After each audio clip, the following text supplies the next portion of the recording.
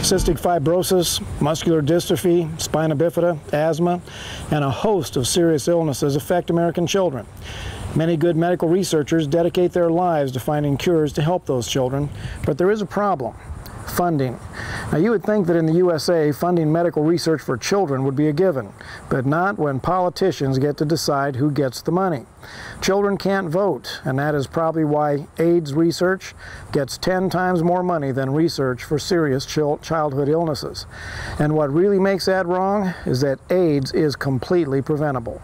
AIDS is spread by behavior, and we know exactly what behaviors cause it. Don't want to get AIDS? Behave yourself. And yes, it's just that simple.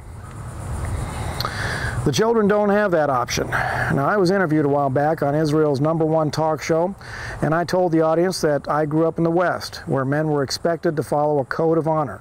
Part of that code is to look out for the women and children. What has happened to America's code of honor?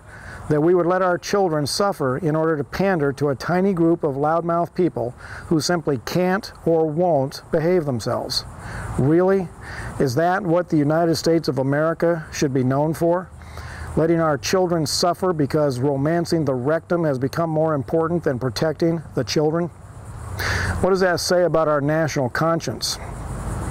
One reason America's code of honor has suffered so much is because many are afraid of that minority of loudmouths who behave badly.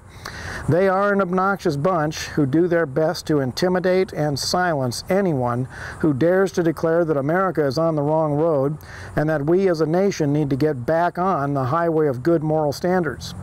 The children of America deserve better, and it is our duty as American men and women to give it to them. I think it's time for a national proclamation that AIDS research is completed and the elimination of AIDS is now within reach. And here it is: if you don't want to get sick, don't put your tongue where it doesn't belong. And it only took umpteen billion dollars to figure that out. And then we should take all of that AIDS research money and put it into finding cures for serious childhood illnesses. It's our silence that has allowed low moral politicians to take money from the children to pander to the bad behavior gang. It's time for that to stop. It's time for Americans to defend the children. It's time for the churches of America to say enough is enough. Now, this is not a skin color issue, and it really isn't a political issue, even though one party in particular is guilty of promoting this national tragedy. It's time for America to reclaim her code of honor. Now, if you agree with this message, then please consider becoming a donor to help spread it.